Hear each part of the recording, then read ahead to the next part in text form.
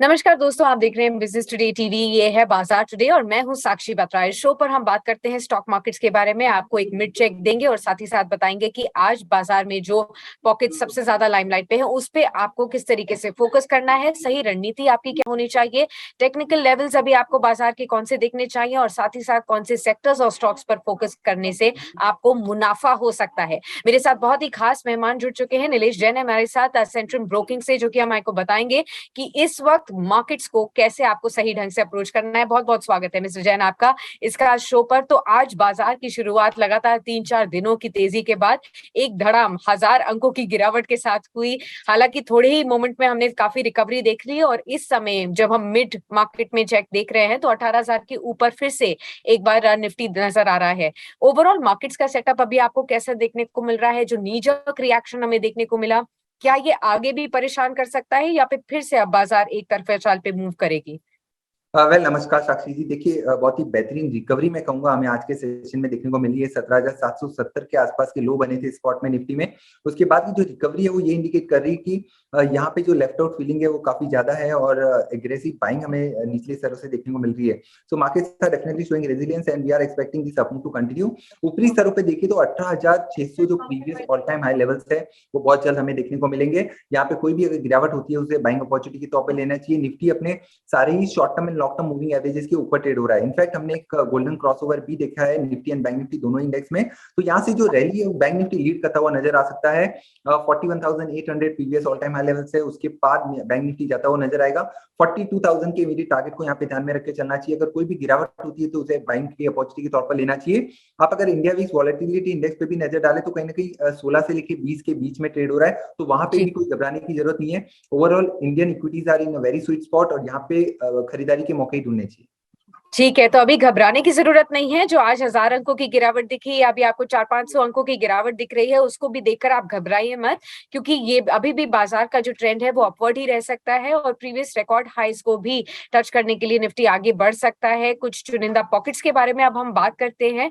नीलेश जी, आज जो एक लौता ऐसा सेक्टर है जो कि सबसे ज्यादा गिरावट में है, वो है आईटी स्पेस। 3-3.5% की गिरावट, 1000 अंकों की गिरावट निफ्टी आईटी में देखने को मिल रही है। अगर हम देखें ये पूरा साल ही आईटी सेक्टर के लिए बहुत अच्छा नहीं रहा है, तो ऐसे में अभी आईटी सेक्टर में अप्रोच कैसे किया जाए? क्या इस मौके को खरीदारी में बदल दिया जाए या फिर अभी भी आईटी सेक्टर से दूर ही रहने में समझदारी होगी? वेल देखिए साक्षी जी, पेंडेमिक के बाद में IT was one of the out performer. एक तरफा रैली हमने देखी थी लगभग 12,000 के लेवल से 40,000 तक के लेवल यहाँ पे निफ्टी आईटी इंडेक्स में छूते हुए नजर आए थे। उसके बाद एक स्वाभाविक रैली जिसे हम कहते हैं, रिट्रेसमेंट जिसे हम कहते हैं, वो हमें देखने को मिल रहा है। ये रिट्रेसमेंट के चलते हो सकता है यहाँ से थोड़ी और गिरावट और हमें देखने को मिले। तो यहाँ पे इमीडिएट बेसिस पे देखिए, शॉर्ट टर्म पर्सपेक्टिव से यस, थोड़ा सा निफ्टी आईटी इंडेक्स वीक नजर आता है।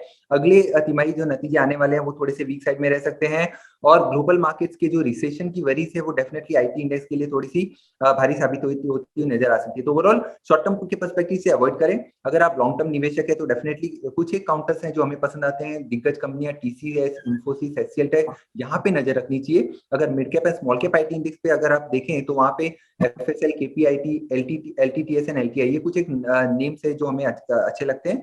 बट जो कंफर्ट है वो अभी भी लार्ज कैप में है। तो काउंटर्स लाइक टीसीएस, इंफोसिस गिरावट में ऐड कीजिए और थोड़ा सा होराइजन बढ़ा रखिए। एक साल से अगर ज्यादा का पर्सपेक्टिव से आप अगर निवेश करना चाहते हैं तो डेफिनेटली आईटी को अपने पोर्टफोलियो में ऐड किया जा सकता है। ठीक है, एक और चुनिंदा पॉकेट के बारे में बात कर लेते हैं जो कि लगातार फ्लेवर में रहा है। एक तरफ आईटी जो कि लगातार डिक्लाइनिंग मूव पे है, लेकिन दूसरी तरफ फाइनेंशियल्स और बैंक्स में अच्छा खासा मूव इस साल में हमें देखने को मिला है। कुछ पर्टिकुलर स्टॉक्स जैसे कि स्टेट बैंक ऑफ इंडिया और आईसीआईसीआई बैंक, इन्होंने काफी अच्छा परफॉर्म किया है। तो एसबीआई के ऊपर मैं इसलिए आज बात कर रही हूँ क्योंकि आज स्टॉक ने 52 वीक का हाई भी टच किया है और 5 लाख करोड़ की मार्केट कैप को भी दोबारा एक अचीव किया है। तो नीलेश जी, ये बताइए कि स्टेट बैंक ऑफ इंडिया कैसा लग रहा है अभी आपको बैंकिंग स्पेस से, और यहाँ पर इन्वेस्टर्स को अप्रोच करना चाहिए, इस समय पर खरीदारी और करनी चाहिए या नहीं, सही रणनीति क्या होगी? देखिए साक्षी जी, ओवरऑल बाजार में मोमेंटम पॉजिटिव है और जो लीडरशिप आ रही है वो बैंकिंग स्पेस से, और वो एक काफी जी। पॉजिटिव साइन है। अब ये बैंकिंग स्पेस में अगर हम देखें तो पीएसयू बैंकिंग स्पेस की दिग्गज कंपनी एसबीआई, वहां पे हमारा ध्यान अभी भी पॉजिटिव है। ऑल्दो आज के सेशन में काफी अच्छा मूव हमें देखने को मिला है। हर गिरावट पे इस पर्टिकुलर काउंटर को ऐड करना चाहिए। अगर पोजिशनल पर्सपेक्टिव से देखें तो यहाँ पे 650 700 तक के टारगेट के निकल के आ रहे हैं। इमीडिएट बेसिस पे जो हमने हमारे क्लाइंट्स को भी सुझाया हुआ है 600 के टारगेट के लिए, वो शॉर्ट टर्म के पर्सपेक्टिव से ध्यान में रख के चलना चाहिए। और जहां तक रही दिग्गज प्राइवेट सेक्टर बैंकों की बात, वहां पे आईसीआईसीआई बैंक, वहां पे भी all time high levels achieve हुए हैं आज के सेशन में। 1000 तक के टारगेट वहां पे भी इंटैक्ट है, वहां पे भी बाय एंड डिप की रणनीति अपनानी चाहिए। एक लगार साबित हुआ है एचडीएफसी ट्विंस, एचडीएफसी बैंक, हालांकि आज के सेशन में अच्छा मोमेंटम वहां देखने को मिल रहा है, बट यहाँ पे थोड़ा सा पोजिशनल पर्सपेक्टिव से एक अच्छी अपॉर्चुनिटी बनती हुई नजर आ सकती है। यहाँ पे भी 1600-1650 तक के इमीडिएट टारगेट के लिए एचडीएफसी बैंक को भी गिरावट पे ऐड किया जा सकता है। also HDFC limited, so overall just to sum up, overall financial space काफी अच्छा लग रहा है, वहां पे हमें कंफर्ट आ रहा है। तो वहां पे गिरावट अगर होती है इन शेयरों में जिसका हमने जिक्र किया, तो वहां पे बैंक की अपॉर्चुनिटी ढूंढनी चाहिए।